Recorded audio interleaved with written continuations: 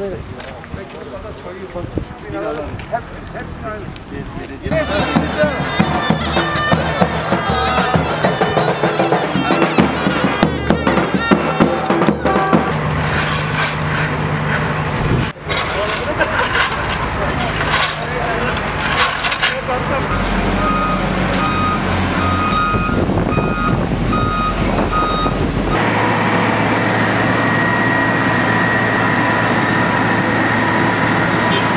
İnşallah birlik ve beraberlik içerisinde ilimizi en iyi şekilde güzel iller arasına sokmak için mücadele ediyoruz. Mücadelemiz devam edecektir.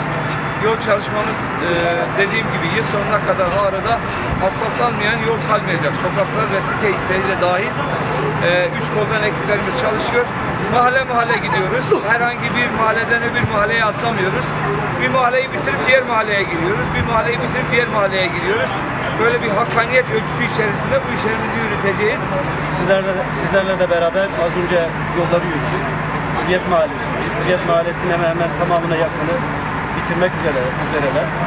Aldığımız bilgiye göre az önce arkadaş anlatmıştı, asfaltın başında olan arkadaşımız. Yarın itibariyle Hürriyet Mahallesi'ni bitiriyorlar.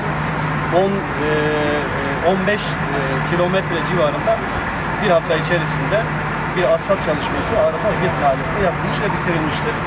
Bu da şu anlama gelir.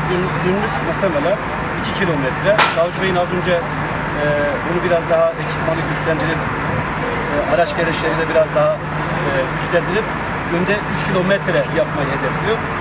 Savcı Bey az önce anlattı zaten.